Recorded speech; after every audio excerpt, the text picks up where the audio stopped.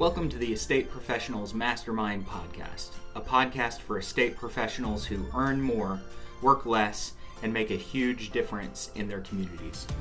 If you get value out of this free content, be sure to check out probatemastery.com, where you can get live classes, access to weekly coaching, and valuable courses.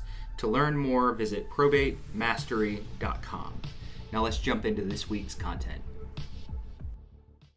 Welcome to our Tuesday morning Probate Mastery Real Estate Agent Coaching Call. I'm Bill Gross. I'm a real estate broker based in Southern California, but I'm a practitioner. I'm not a full-time coach. And we do this call every week to help people who are building their business, primarily real estate agents and brokers and salespeople, who are building their business focused on probate and probate-related topics. This is what I do every day. I literally closed an escrow today, took a listing last week, work on another listing tomorrow. So this is what I do for a living. It's not something that I'm teaching that I did in 1990, but forgot how to do. And I'm not going to tell you things that I'm not doing. I will tell you what I am doing, and it may or may not work for you. I'm here to help. And we also, it's a great place for us to share victories, share, commiserate over losses, ask questions, best practices. We want to work together. Just a real quick kind of layout of the land. This is the official phone call for probatemastery.com, which I think is the best certification and training program in the industry. I've taken it in the prior iterations, the current iterations. Probatemastery.com has some free material on the website there. There's a probate opportunity call, there's a probate marketing call, and then there's probate prospecting, as well as the certification course, which is offered from time to time live. Click there for details. I think it's the best in the business. I've taken probably 4 or 5 certification classes, and I took it from the prior owner and this owner, and it's fantastic material. In addition to that, we have a free coaching call, which is the call we're doing today. You can sign up here by clicking on a free coaching call. And then you can continue the conversation with clicking on the Facebook community.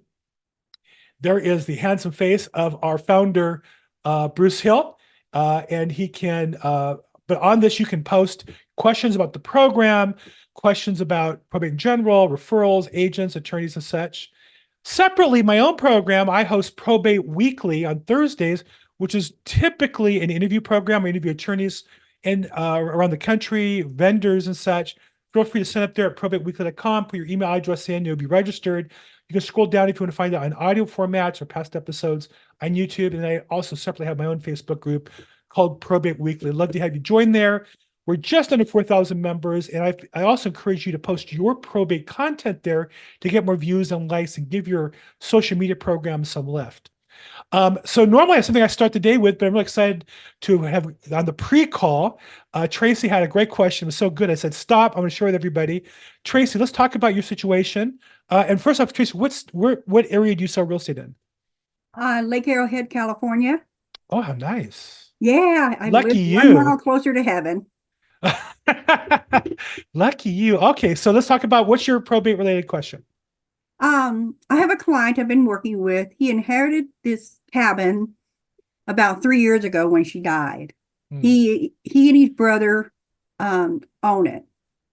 But he's the executor that I'm working with directly. Never spoke to the brother. Being that it's been 3 years since he inherited the property, he's gone through a lot of emotional attachments and loves his aunt a lot. I've been working with him for about 4 months now, trying to help him emotionally, being that support, and give him resources to maybe have a crew to come in and help him sort out stuff. He's made a lot of progress, I have to say, and I keep checking in with him every week. But I can tell he's still stuck, and I can't get him to over that hurdle to where we actually list the property. Okay, so a couple of things here. So let me first off say that, let me ask you this now. Summarize all that into a question. What's the question? The question is, how can I get him over the hurdle so I can actually get the property listed? Got it. He's committed Perfect. with me. He's Perfect. said that, and I'm good, but Perfect. I just can't get him over that hurdle. So I want to say that when I interview attorneys, and I interview on my probate channel, or just in business, when I talk to attorneys, one thing I always ask them about is the relationship, what I call the two sides of this business, the technical skills resources, procedures, processes, law for them, real estate for us, and the soft skills of the relationships. Now, I don't know how many of you know me well. I know Octavio was on the call for a while. Dave and I have talked a few times, but really only on this call. I've never met him in person. I don't think there's anybody else in the call that I've met in person that I see real quick. But I don't think anybody would call me the most sensitive and understanding person in the world. In fact, my wife would attest. She's in the other room. If I say it loud enough, she'll walk in here and say, "No, he's not." She'll assure you. Now, that's something I work at.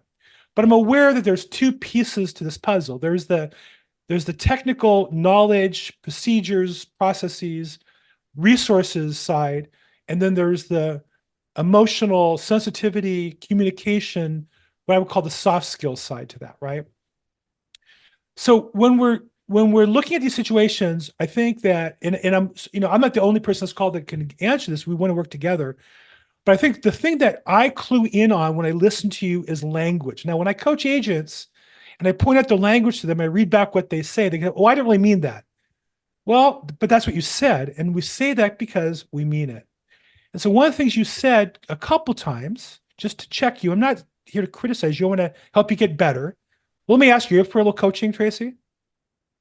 Sure. Okay. So one of the things you said is you can't get him to get started. And then your question was, how do I get him to get over the hump? Right? I don't think you can. Now, I believe there's two theories of sales. I came up through the Mike Ferry, old-fashioned, you make the customer buy by questions and pounding them and follow up and whatever. And I think that sales has, in my experience and my career, evolved towards more about being of service and value so that people will choose to do the next step. Okay. And so I would have you reflect on your language and maybe ask the question, what can you do to help him make a step in the right direction? Because your word was stuck, and I think that's accurate. I think often these people, they can't do anything. And one way, I think, is to offer various little baby steps that they can take, because they, like in anything in life, if you think about yourself, when you're overwhelmed or you're stuck or you're in grief or whatever it is, one little step gets you started. Next thing you know, you're up to the races. And so we often think, well, what can you do to get him to list the house? Well, maybe he's not ready for that. But did he change the insurance? Is it if he's living there, maybe the answer is yes. Is it secured? Have you checked the property for him and shown him some photographs? Is there other property inside there that still needs to be divvied up? You mentioned there's a sibling. Maybe that's an answer. I don't know the answer, but I do know that I don't really follow up with people. I put them into my population and I share with them different ideas, thoughts, communications regarding how they can help themselves. And I find that eventually they'll say, "Oh, I decided I'm going to do this." And next thing you know, they're in motion, they're calling me, and we move forward. So for example, one of the topics I was going to talk about today is a service I came across called Fair Split, which is a way to divide up the non-real estate or personal property. Well, that's not really my business. I'm not an estate salesperson. I'm not an auctioneer like some people are. But again, it's just a tool that I could throw out there to people that they might see a video of and go, "You know what? One of the things holding me back is all the stuff in the house. Not sure what to do with it. I'm uncomfortable talking about my sister, but maybe if I just put it online, we could work it out." I don't know if that helps in this case or not. I'm just saying, does it help? Out of 100 cases, will I help 10 of them? Probably not. Will it help one of them? Maybe. Two of them? Maybe. But if you have 100 tools that each help one person, that's how you build your business. So to answer your question, I would say first, just check your own attitude on this and maybe reframe it to what can you do to help them move forward just a little bit. And maybe it's access to online grief counseling. Maybe it's some sort of a group. Maybe it's, and sometimes it's not, men are different than women. I don't know if you're aware of that. I'm married. I'm very aware of that fact. So sometimes men process things differently, and we get into a project. And that's how we process grief differently in many cases, not all, but in many cases different than women. So I don't know the answer, but I would say, let's rethink the question and trying to get him to list and try to think about how can we help him move forward in his responsibilities. Because if he's an administrator, he has a legal responsibility to his sister or whoever to manage the process. Does that help a little bit? Yeah. Okay. Thank you. I appreciate it. Okay. And that was me being as sensitive as I can be. I can't, that was it. Okay. Yeah. Thanks. No, I appreciate the question. I think we all go through that. And I go through it too. Sometimes I just check myself and say, hold on here for a second. If I'm frustrated, it's because I'm doing something wrong. Because why would I be frustrated that that person isn't deciding to move forward? It's their life. Why do I care about selling the house more than they care about selling their house? Something's wrong, right? Okay. So, Okay. okay. And I Yeah. think the other answer is, and we all need to hear this, and I catch myself in this one too, is if we all had more business, we'd spend less time worrying about people not deciding to list. So That's just imagine if you had 3 times the listings you have now and 3 times the pending escrows, it really wouldn't bother you as much. Well, yeah, that's a you that's problem, true. it's a you Okay. problem, not a him problem. Right. Right? Okay. Got it. Thank you Okay. very My, much. my pleasure. Thanks, Tracy. Okay, good. So good. Well, I'm glad to help. Let's see. Matt says my niece psychologist might still be in trauma over the death. Some have it going on for several years.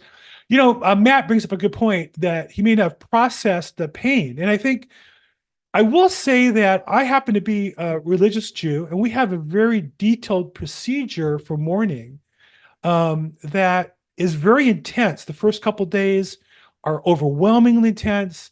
The next 7 days, we have a term called Shiva for 7 days where we don't leave the house really. People come visit us. Meals are prepared for us. We basically just sit and it's overwhelming for about a week. And then we have a little lessening of that for 30 days. And then we have a lessening of it over the first year. Over the first year, for example, we don't go to weddings. But what happens is it kind of forces us to address the grief. And I can tell you that I was religious when my mother passed. I was not when my father passed. And I think that explains why I have not processed my grief with my father as much, because I never really sat and processed it. And I think that it's in our body, in a sense, until we process it and get it out. And so I think Matt's right that maybe a psychologist or counseling or a group or sometimes just talking about it, being that friendly ear to talk about it. I'm not sure what the right answer is, but we should be asking those questions. And I think that's Matt, you're on the right price, right spot, and Tracy, hopefully we're on the right spot now. Okay. Um, okay, that's all the questions I have so far in the chat box. So feel free either to raise your hand or put your question in the chat box, or if you're brave, unmute yourself and jump in. The more you participate, the more money you make. That's just the way this life works. Can I just jump in? I'm driving and it's too hard to do all that other stuff. Sure, Emily, go ahead. This is just a random question from going through the training. It's practical. The kind of insurance, there's only certain kinds of insurance companies that will cover a completely vacant house where nobody's checking out or anything. And I cannot find the name of that anywhere. And I don't really want to listen to all the training over again just to try to catch that one name, but I don't know if anybody knows that. Emily, what state are you in? What was that? What state are you in? Wisconsin. So really the answer is going to vary because insurance is a state by state kind of business. Well, no, he mentioned something about this and I found it. Kicking myself. I didn't write it down. There is a company and I can't, but I just, You don't remember what he mentioned? No, because I'm in California, so everything we do is different. Okay. So, but I will say that there are real estate focused insurance agents. This is a common product for them. So I go to a RIA, to a real estate investment group, and there was an insurance agent there that I think really did a very nice job. And one day I walked up to him and asked him about insuring a particular property I had, and he was able to help me with that. And I think that's critical. Yeah, I'm scrambling for his name. It's Farmers Insurance. Scott Walker, Farmers Insurance Financial Services here in Southern California, and Juan Fuentes. Now, what I found is most insurance agents nowadays, because of all the turmoil with insurance, can also broker to outside lines. And so Scott in particular was able to do that. So I would say any real estate based insurance agent in Wisconsin, your market, should be, this is not an uncommon question. It's that the Yeah. customers don't think to ask it. He knows that you're saying it's a rider. I don't know that it's a rider. I think there's different It was a carriers. kind of company that, and not everybody did it. Right. And so so for me, all it means I call Scott and he just takes it instead of to farmers to another insurance line that he's approved with and puts it in the line. But Okay. he knows how to find it. So I would say talk to your insurance agent. If you don't have one, you want one who's in my experience, there's insurance agents who are more homeowner and car and life insurance focused. And there's a whole group of them who really cater to real estate agents. They go to real estate events, they go to brokerage offices, and they know what this policy is in their market. It's going to vary state to state. So I would talk to your start with your insurance agent. Yeah. Okay. That helps. And you're going to have to mute me because again, I'm driving and I can't fiddle with the phone. Sorry. Okay. Somebody put in the chat box, National Real Estate Insurance Group, NREIG.com. So I can't say I'm familiar with them, but Michelle Santosola put that in there. So Emily, thank you, and hopefully it helps. And for the rest of you, again, that's NREIG.com is a company that Michelle is sharing that might be able to help you with that. But again, I think that you're just asking for insurance on a vacant home. Now, sometimes somebody says a rider. My experience is not a rider because you have insurance that covers a lot more than you might need to if the house is vacant, and particularly if you're not showing the property. The probate might have limited liability, and so you might think about and if the property is being sold, as is, without inspectors, without appraisers. If it's a retail property where you're showing how open houses, you have different liability issues. But I often deal with houses that are uninhabitable and they're buying it as is. And I'm only showing it to companies that have their own liability insurance. So you may or may not need a full policy with a rider on top of it. Hey, Bill? Okay. Yes. Roger DeRussio here. Hey, Roger. I'm having a similar problem as Tracey with regards to an estate. The two sisters, both incapable, cousin in charge. He's gone through 4 attorneys already because nobody can push him over the level. I wish there was a way to influence the way they think. Many of them have so many problems that they overload and they just do nothing. Roger, are you married? Not anymore. Okay. Well, there you go. There's the answer. As somebody who's married, if I could only get my wife to blank, fill the answer to that one. That will give you some insight. If only humans would do what I want them to do, my life would be better. That's why I think we're here dealing with humans, because the trick is to figure out how to work with them. Roger, what state do you sell real estate in? I'm in Alameda County, California. So, a couple of things I would say. When somebody's changed attorneys 4 times, it's not in many businesses, I might say that's a them problem, right? Somebody said, well, I've been with 4 different lenders. Typically that's unusual. I've listed the house 4 times with 4 different realtors. That's probably a problem. In my experience, there are people who go through 4 attorneys, usually because the attorneys, each one was bad. And 90% of, in my experience, now, I can't speak for Alameda County. I can speak for LA County, where I've literally downloaded the data. And I can tell you that 90% of the probate cases are handled by an attorney who've done one transaction the prior 12 months or less. How good can you be? If you only do 1 a year or 2 a year, how good can you be? So the reason why I think many customers, not all, the top 10% are phenomenal, but I've often seen customers go from one attorney to the next to the next to the next.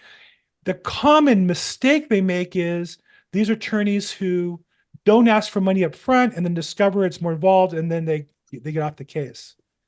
I don't know if that's the case here or not. So there's a couple ways to work it. One is find the right attorney, and then at least you'll get back the right answer. Now, if you know they found the right attorney and there's still a problem, there's some customers that are just difficult to work with. And it's funny, I have one where, I think I've been working with her for 2 years. She wouldn't take my advice in the beginning. She had to do it her own way. and she's been struggling ever since. And she keeps calling me back. And now we're ready to list. We send the locksmith out. Turns out somebody's still in the property. Her brother's still there. It's one of those things where certain people just find it hard to work with other people for whatever reason. One clue is, let's see here, Nevin, I think you're unmuted. I don't think you're part of our call here. And then also one clue also I find is that people who are, if they're married, that's a clue. They can get along with somebody, at least their spouse, maybe. I try to look for how do they work, how do they live their life. And I find a pattern of some people who are just loners in their lives overall. Like they don't really have any friends, they don't have any family they're with. That's a clue that they're just hard to communicate with and hard to have a relationship with. And you have to kind of limit your time with those people because they'll just drag you into their drama. So I don't know if that helps. We'll wait and see. Well, keep working at it. It's a look. I work on my soft skills all the time, and we get better at it and try to be more sensitive.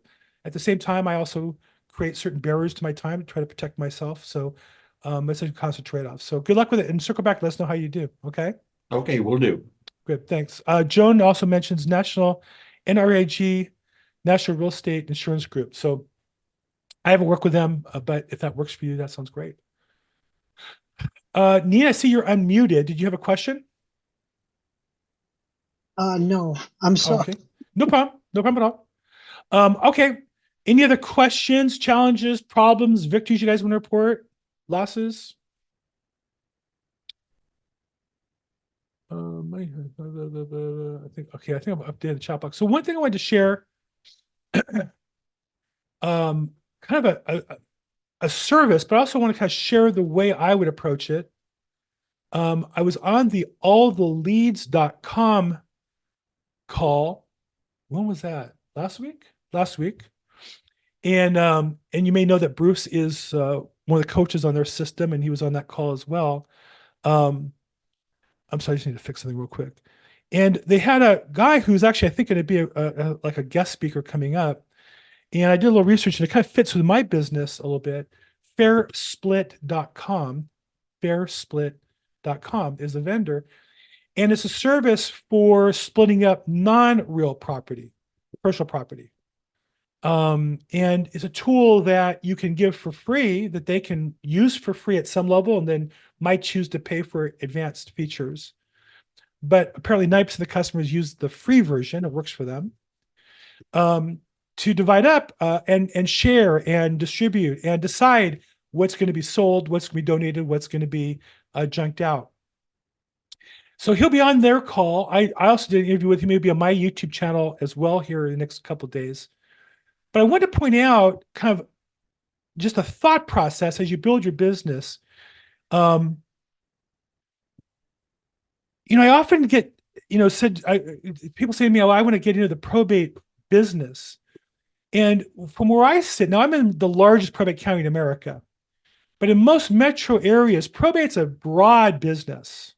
I would call it a super niche. There's multiple niches within that niche. And I think to be effective, you really have to find the right one. If I have one, if the Probate Mastery course asks me for my input on redesign, I would say focus on getting people to find their sub-niche in probate. And what I mean by that is, one is approaching petitioners. One is attorneys. In fact, on my YouTube channel, I have 11 ways that you can get listings and 11 ways you can get buyers. But there's probably 1,000 ways. And one way is to find a tool or system that you like and share that with people such that they want to do business with you, or multiple tools. So an example, FairSplit is a perfect example of that, where it could be a tool in your toolbox. It's a tool in my toolbox. I don't use it very often, but I can imagine somebody who really would be excited about that tool and would use it all the time. Maybe you are also an estate salesperson or an auctioneer, or maybe you just enjoy collectibles of some sort. Maybe you are in the social world of gun collectors, antique collectors, baseball card collectors, and you enjoy that. And this would be a way to share with your friends and people in that field. When you have to split up an estate, here's a tool you can use for free. And he actually has a co-branded version for free, like a white label version, where it looks like it's your service you're offering to them. The thing I like about it, and again, it's just, there's a million ideas like this, but I just want to walk you through my thought process and how I would use it. If that was my main tool, and it's not, I don't want to mislead anybody here. My main tool is law, attorneys, services, and a national platform. That's mine, and I can go on for hours about what I do. But if I was looking to start a business, and I was intrigued or interested in the personal property side, car collector, baseball card collector, whatever, this would be a way that I could market to that audience that I'm also a probate real estate agent. Here's a free tool that you might want to do ahead of time as you do your estate plan. So it's already done. Or mom or dad passed away, it's a way to split up the estate. And that on his website, on fairsplit.com's website, he has a lot of content already for you. So a lot of you say, well, what I post on social media, he's already done a lot of that. You can either repost his material or copy his material. You could take his blog post and read it as a video script almost. And so it's more than just saying, well, this is something I do, or this is my focus. It's actually having a set of activities designed to tell people how you can help them in their challenge and in their problems, and if necessary, involve the real estate. And so that requires, I think, more than just, I want to do that. It's really, okay, what are you going to do to tell people about it? And what are you going to do to help them in the meantime? And I think one of the things I like about it is that he has the content already done. He's been around for 14 years. And so you literally could become the expert on disposing of personal property in your market area just by repurposing his content, and over time, kind of making it your own. So when I talk about a sub niche, that's the kind of thing I'm talking about. That if you really wanted to mash this business, probate's great, but it's such a broad topic. There's so many different ways people approach it that I would challenge you to find your sub niche within that niche, or several sub niches within that niche, so that you can then use that to build your business and your expertise of something. Just to say, I'm an expert in probate real estate, in of itself is challenging, I think. And saying I offer everything to whoever has probate, I think is, now you're just another realtor, right? If I can do everything to solve your problems, but if I really focus in on one area, then people are going to reach out to you. If every attorney in your town knew you had this great free service to help their clients divvy up the personal property, would some of them call you from time to time about that problem, and maybe also mention there's real estate involved? Do you think that might happen? That's what we're talking about. So again, I'm not saying that's for everybody, but for those of you who are interested, I would take a look at fairsplit.com. It'll be on my YouTube channel in the next couple of days. And I think it's a great way that you might want to build your business. Okay. Let's see here. Matt Price, just extremely slow this time of year on probate movement. I'm not sure what that means, Matt. I don't know if you want to unmute yourself. What's slow, and if it's slow, what do we do to speed it up? And what's slow mean?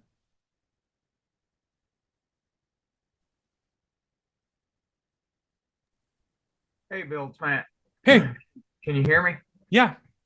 There's quite a few people who, during this period of time, are more interested in slow dripping the real estate, only because they see interest rates and the alarmist views coming out of everywhere. So what they've done is they're more slow walking the personal property and then waiting until probably fall somewhere in there. They're holding out. They either get a better price, or they're holding out because they don't think it's going to sell, and they're wanting to dump all this money, but they don't have any money. So they're slow walking everything.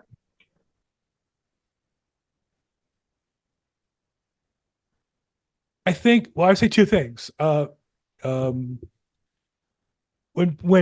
When sellers don't price the property to cause it to sell, it's because they don't really want to sell.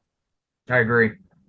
Right? It's a mindset thing. They have a mindset challenge, or we get infected with their mindset challenge. And so that just means they're not motivated. You need to find motivated sellers. They're not one. Go find somebody who's motivated. Keep them in your nurturing pile. And I think that, to use my coach, Brent Cardone's 10X approach, there's the flag. There's a book right behind there. And I'll share with you guys, when I sell a listing, I send that book to the buyer's agents. That's kind of like my closing gift to the buyer's agents of my listings. So I think that book is so great that I'm sure, Mark, if you had 10 times the leads being generated, you'd have more sales. So just do that. And I know you're going to go, well, what the hell does that mean? Well, that's the question to ask yourself and spend some time answering. But it just means talk to more people more effectively 10 times. And that's for all of us. Anybody on the call whose business is slower than it should be, if you did 10 times, if you talked to 10 times more people, do you think you would pick up? Right. So I think, and it sounds simple. It's simple, not easy. Right. And so I'm in the same category. I've had to, talk to more people. I don't work more hours. I don't want to work more hours. I physically probably shouldn't work more hours, but I can be more effective the time I do work, and I can make sure I'm doing things that are more effective. And so I would just say, I don't know if it's slow, if in my market, like I think our market sales are down 30% from a year ago.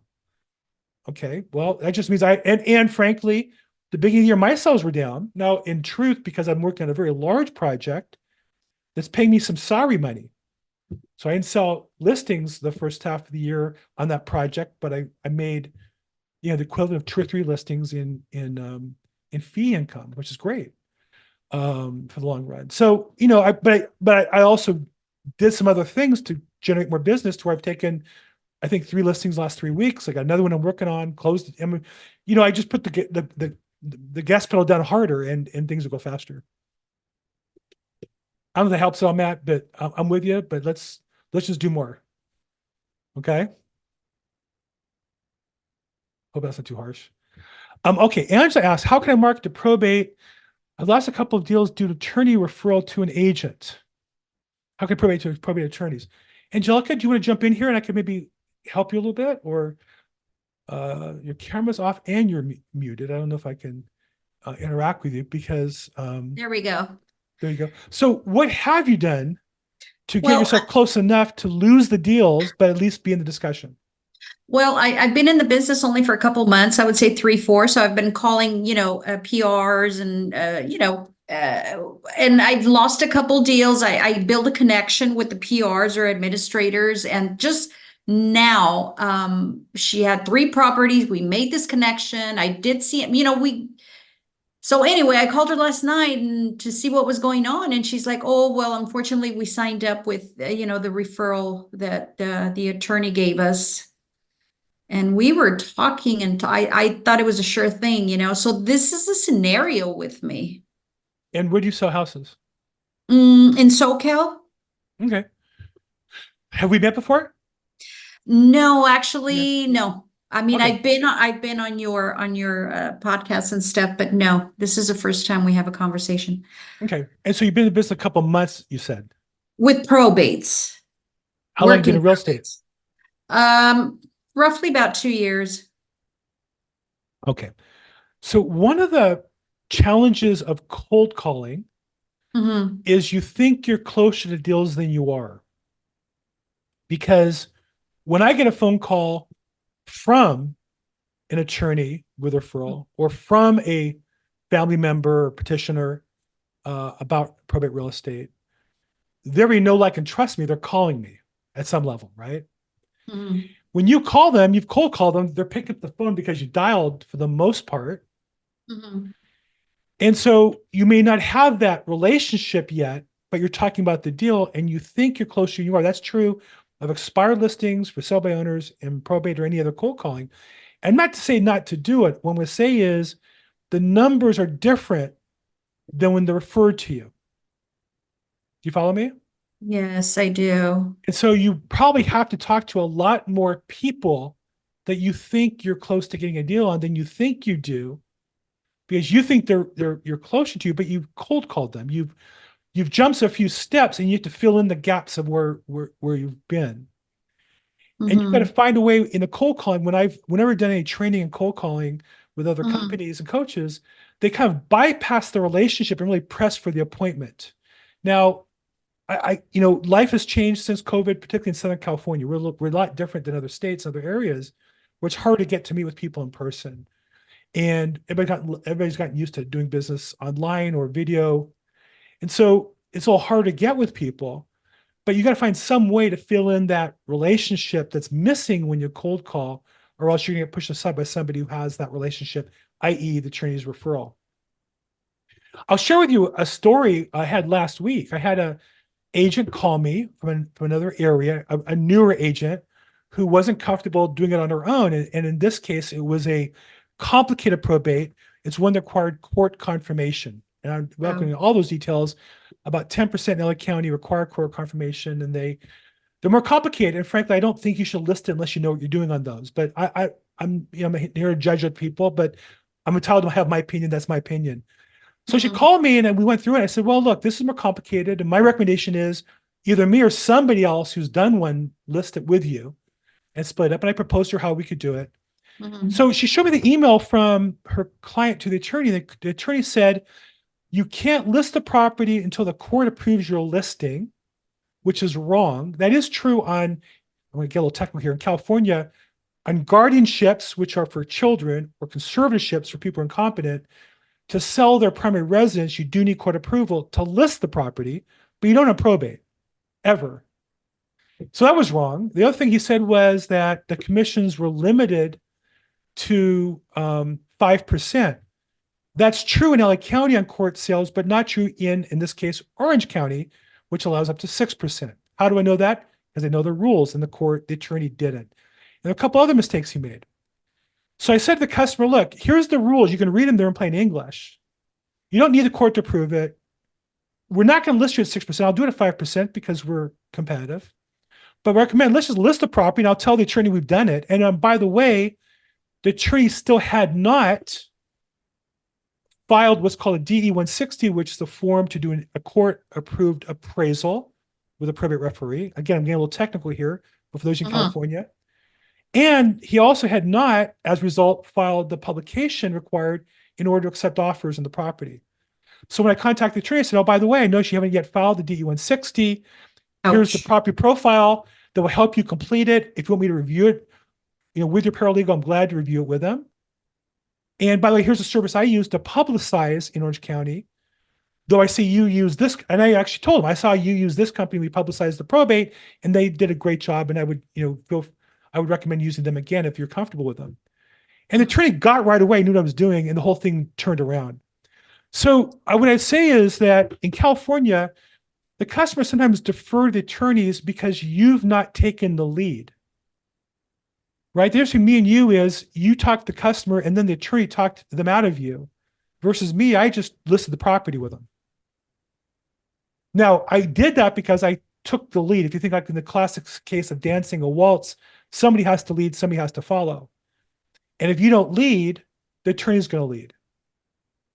And my experience, they'll lead even when they don't know what they're talking about, and they'll sound like they know what they're talking about. My prospective client, now client, thought the attorney knew what they were doing when the attorney was completely wrong about almost everything and didn't do the basic job. There's no way, just again, it gets a little technical here. You can't sell a property in California and get court confirmation without the court-approved appraisal. We call it an inventory appraisal report. You have to send the form to the appraiser, get them to get started. They can take 60 days to do it. He hadn't even started the process. So no matter who the real estate agent was, you can't sell the house until he files the form. And what do? I lit a fire under his rear end to get the form filed. Right? So my point of all that is to say that you can look at it as your marketing, but I would say to you a couple things. One is you need to work on that relationship. Number two, one way to build the relationship is be more knowledgeable about your process. I'm sharing with you the one that worked on that listing. And your listing, there might be other things. What's the condition of the property? Is it vacant? Taking pictures? Did you do a CMA for them? There's a million things you can do to help people in their situation. You need to look for that and create that relationship so they want to work with you. Yeah. And I did on this one, it was not enough. Yeah. Disrespect. I'm not here to put you down. No, I understand.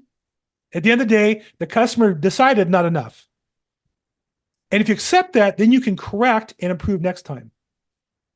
Yeah, I just feel so disappointed. But anyway, okay, I really appreciate it. The last thing I'd say is, if you've ever seen the movie My Cousin Vinny, I recommend that to everybody who wants to work with attorneys. Every attorney has seen that movie. Every attorney will tell you it's the funniest movie they ever saw, in my experience. And I hesitate because there's a scene that they make fun of one of the attorneys because he stutters. My best friend was a stutterer. I'm very sensitive that that's a very wrong thing to do. Now, it's comedy and you can take it or leave it, but there's a lesson there because the attorney who stuttered also was incompetent. Now, again, that bothers me because there's no relationship at all between stuttering and intelligence. In fact, my best friend in high school, we were on the debate team together. He was a nationally competitive debater and didn't stutter when we debated, which is an interesting factoid. Brilliant guy and stuttered. So it has nothing to do with the other. It's a horrific misconception in the movie. However, if you can get past that, there's a scene in the movie where these two cousins each have different attorneys, and the bad attorney makes mistakes, and the client stands up and says, "You're fired." And he points to the other attorney and says, "I want you to be my attorney." You're going to get more business, Angelica, when your customers say, no, I want Angelica to be my real estate agent. That makes sense. You can't catch them on the phone and cold call and get them. You need them to stand up and say, "I want you to be my agent." What do you have to do to make them say that to you?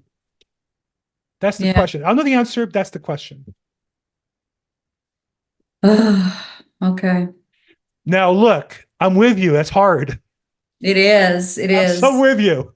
How? And I feel like when I have a prospect tell me, well, this other agent is a probate expert, and I look online, they haven't sold one probate house.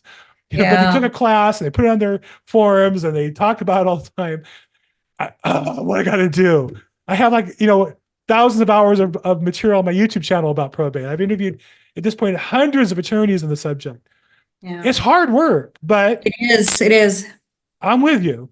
But I'm also here to tell you that if you work at it day by day, bit by bit, keep getting better at it over time, it comes in and it starts coming faster and faster, and it's worthwhile. Okay. I really appreciate it. Thank you. Thanks, Angelica. Nice talking to you. Same here. Okay. Let's see. What website did you just mention? You said something.com. I don't know what I did. Oh, fairsplit.com. Yes, thank you. What are PRs? PRs are personal representatives. Cindy asked, personal representatives. Anytime we use jargon, please feel free to put in the chat box or raise your hand or stop us. So when a probate's filed, what happens is somebody has to sign up to represent the estate, and we refer to them as personal representatives. They can either be an executor, which in California means they were named in the will to here's how I remember this, to execute the will. Think of the will as the game plan that the decedent created, and they want somebody to execute their plan. And an administrator is somebody who's appointed by the court or whoever to administer the plan. Those are both executors and administrators are two types of personal representatives. Welcome to Real Estate Business, Angelica. M. White, yeah, that's tough. I'm sorry, Angelica. Welcome to Real Estate. That's just really, that's the business. You've been in it for a couple of years now, so I'm sure you figured that out. Yeah. Quasi Bowie says, I'm interested in learning more about probate and making it a niche in my business, wondering how training and resources work with Probate Mastery. So I don't know if he's on the call, if Lou's here or not, but I will say go to probatemastery.com. In fact, I'll just do a quick channel kind of update on where we're at, why we're here. Wrong page. Let's go back, stop share. Share, there we go. Probatemastery.com. This call is actually the free weekly coaching call if you want to sign up for the call, if you're watching this on the replay. But I would recommend starting here. Free classes. There's a 12-minute class and 15 and a 20-minute class. These are all free mini courses. And then if you want to continue, I would urge you to take a look at getting certified and click on and join the next live event. And then you can continue the conversation on the Facebook community and come back every week for the coaching call. So there's a lot of free material. And I don't know if Bruce minds this, but I would say take the free stuff first, because why not? I'm big on free. Okay, M. White, hand up. I'm going to ask you to unmute, and let's see what you got going on. Yeah. Hey, Bill, can you hear me? I can. Yeah. So look, I've got two really good reviews from two clients. And both of them have attorneys, and so that I've been talking with. So I guess the question is, how's the best way to take those two really good reviews and turn that into more attorney referrals? Is there some way to promote that?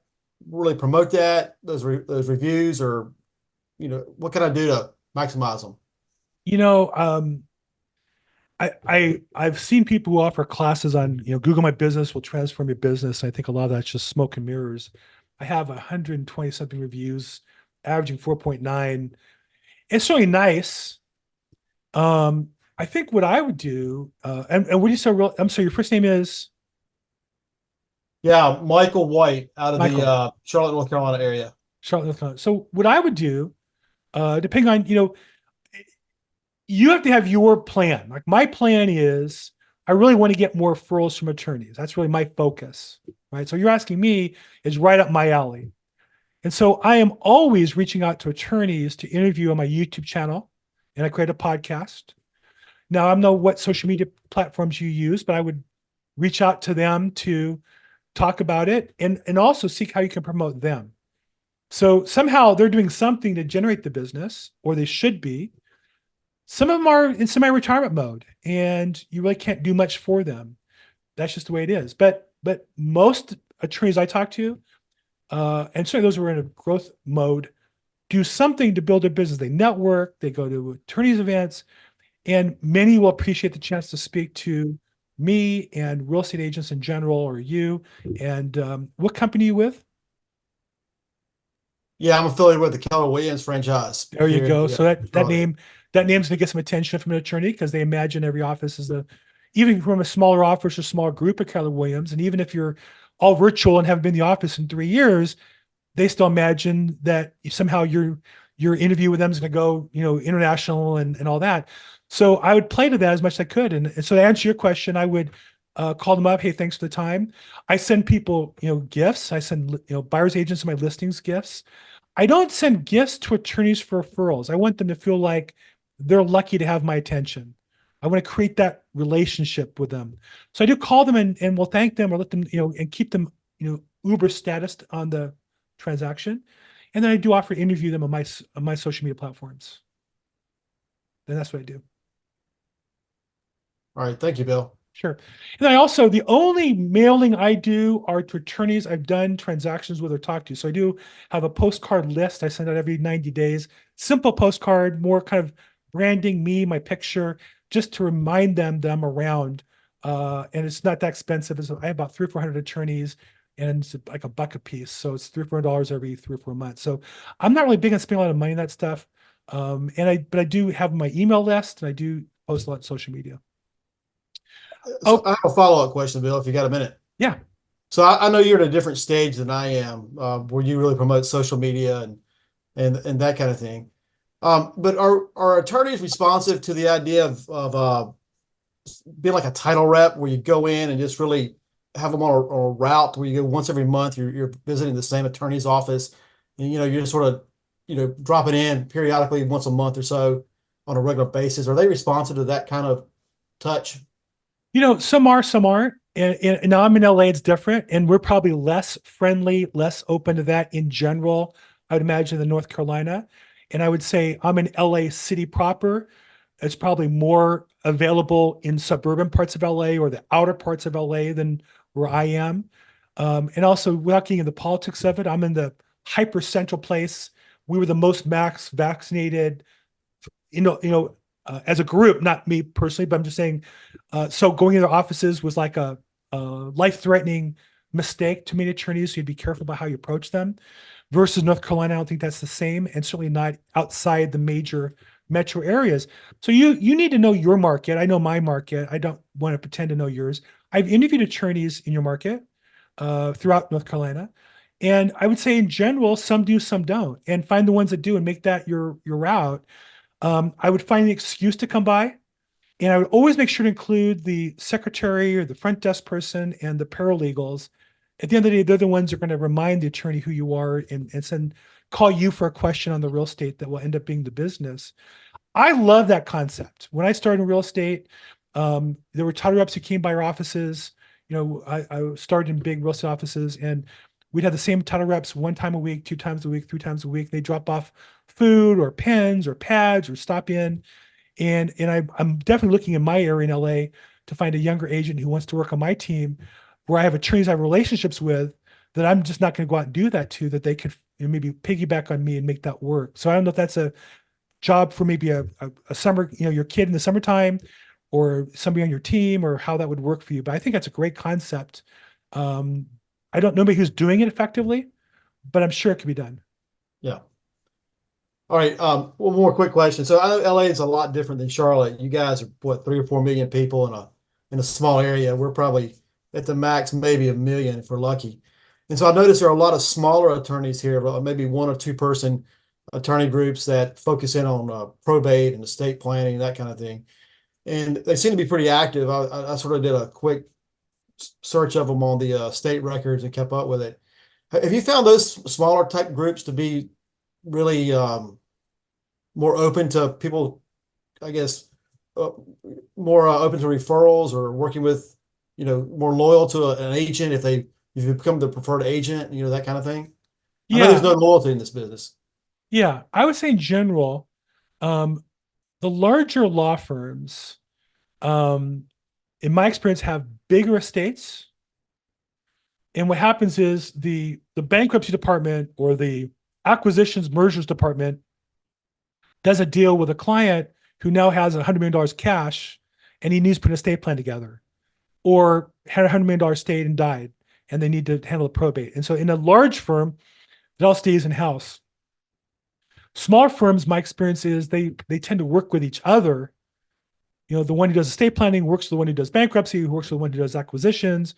And there's boutiques and smaller firms in those as well. And they tend to work more with people. And I find those attorneys tend to value my relationship more because they have less people, they're getting less attention. There's less people in their office. And at the risk of being modest, I stand out from the other agents in my ability to be a real resource for them. So I would definitely say for me, and I did this analysis, as much as I would love to get more attorneys at large firms to get larger estates, I just got a large one, like a $40 million estate. We're going to sell about $10 million worth of real estate, which is great. Couldn't be more thrilled. I like more of those. But the truth is they're harder to get because those big firms are designed to be a little more self-contained. And there's just more relationship friction than there is in a smaller firm. So I'd say, yeah, it also has to do with how you do business. And I think your style. I used to be in a very corporate environment when I started and I was younger. The last 10, 15 years, I've been more entrepreneurial. I much rather work with an entrepreneur than a large corporate attorney personally. Hope that helps a little bit. And what part of North Carolina? Oh, he's off. Okay. Go ahead. What part of North Carolina are you in? Yeah, Charlotte, North Carolina. Charlotte, I think you said that. Okay, good. Thanks. Mike, that's nice chatting with you. Okay, other questions, comments? We've got just a few minutes left, but I see some names that popped in here. And then in the chat box, I see Queenie put the links if you want to talk to Lou about getting the designation. There's a link there for that. And then again, the link to the Facebook group and some other resources are available at probatemastery.com. Any other questions, challenges, problems? Hey, Bill, this is Daniel. I have a quick question. Just when I'm looking over at the petitions, do you treat any differently the ones that are filed as like full authority or limited authority, or do you treat them the same and call the petitioner? So I don't call anybody personally. So I wouldn't distinguish. I will tell you that the distinction is full authority means that they can sell the property as long as anybody who gets noticed doesn't object. Limited authority means they need to have court confirmation. And in my experience, most attorneys don't know what to do. That's why I call them. So I would say if you're going to call the limited authority, you better know what to do, or know somebody who knows what to do that you can bring in. Otherwise, you're going to get a listing. You're not going to know what to do. The attorneys know what to do. And it's going to languish for a long period of time. Does that help? You got it. Yeah, thank you. And then just one last thing. Where do you sell Sorry, real go estate? Where do you sell real estate? Los Angeles. Okay. Yeah, I just what about when it's in pro per when they're representing themselves? Mhm. Is there any difference in the way you approach them? I mean, I am calling. I guess I'm cold calling them. Mhm. Is there any difference when they're representing themselves as far as or is it the same process? They could still get someone could object and ask to assign someone else or how does that work? Or I mean, is there a difference when I guess you're not reaching out, but when I would reach out to them, is there a difference that approach when they are representing themselves? Yeah. So you're calling when they're filed, and the challenge is they can't do anything until they get authority from the court. So they're filed, they have a first hearing date, but if they can't get themselves approved, they can't really do anything with the property. So that's the challenge of both most attorneys face. That's why most cases are delayed at least twice on average. So the average probate takes over 2 years in LA County when the timeline should be about a year because they don't know what they're doing. And a pro per, it's even more so. And so I would say if you're going to call the pro pers, again, you better know how to help them, hold them by the hand and walk them through the process, or have somebody in your team that does, because they may want to agree to work with you, but if they don't get approved, they can't list the property, they can't sell the property. And so again, one of the areas of frustration is people will work with them, but they get denied, they get denied, they get denied. And then, at some point somebody else steps in and gets approved and you lose the relationship. So I'm not saying not to. I would urge you to learn the process so that when you call a pro per or pro se, same thing, they represent themselves, that you're able to really help them, create some value for them. You might target the pro pers if you really know the process, or you have a solution for them, or maybe you have an attorney that you want to refer them to that you really like a lot and can do a good job for them. But just know that going in, when you make those phone calls, one way to create value for them is help them through the legal hurdle. Now, my experience is if they filed, they think they know what they're doing. So it's very difficult for all the women here, your husbands think they know things. How easy is it to tell them they're wrong? Pretty hard, right? That's pro pers. They think they know what they're doing. They're going to save money. They don't need that stupid attorney. They're going to save $20,000 and do it themselves. And the truth is, most of them crash and burn. So you just have to make that business decision ahead of time. How you're going to help them, or you can avoid them, or you're going to find a way to help them. And that's the decision you got to make. Does that help you? Yes. Would you say most of the times in that case, is it referring them to an attorney is usually the best? Could be. Solution? Okay. Could be an attorney service. I use an attorney service. Scrivener.com is another solution. It's like a national attorney platform. Yes. Okay. Okay. I think last question here from Matt Price: cold call, email, regular mail.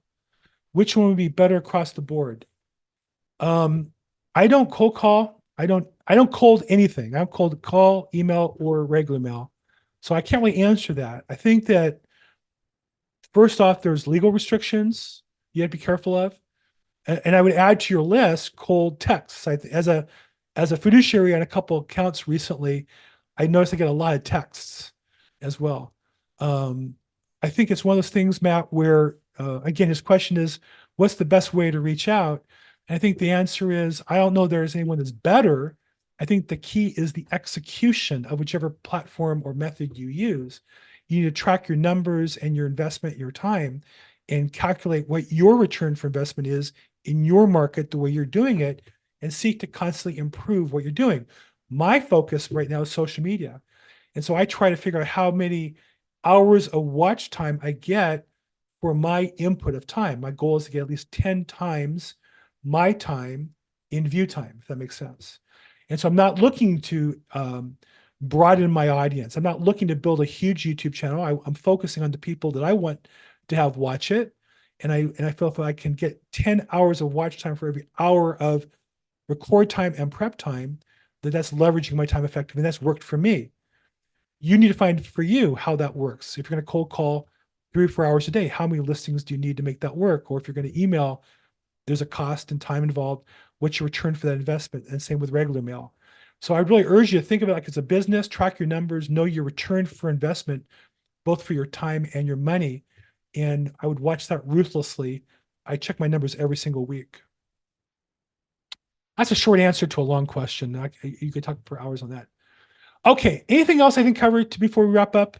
What was the name of the attorney service? Scrivener.com, SCRIVNR.com. I'll put it in the chat box. And I did an interview with the proprietor of Scrivener. His name is Byron Batras on my YouTube channel. And I'm going to see if I can find that video real quick. Byron.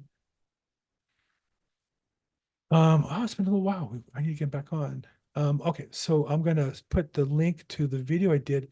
If you want to learn about that particular service, in the chat box is the link to a YouTube I did with Byron, B-Y-R-O-N, Batras, B-A-T-R-E-S, at Scrivener, SCRIVNR.com.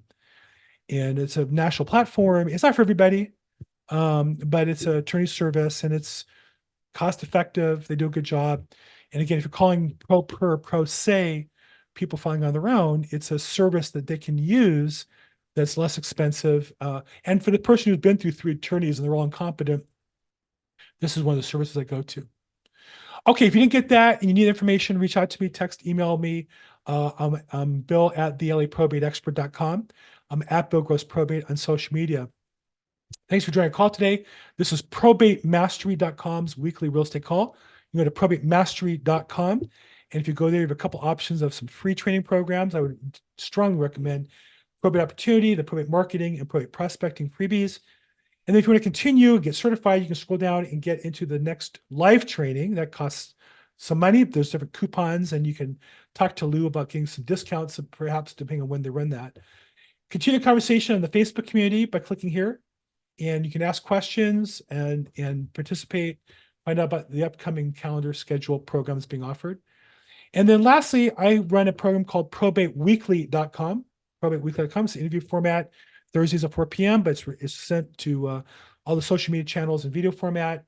You can sign up for reminders, scroll down, see us in other formats, and also see past episodes on YouTube there as well at probateweekly.com. I'm Bill Gross at Bill Gross Probate. Thank you guys for participating, asking questions. I appreciate you guys. Have a great week. We'll talk soon. Bye-bye.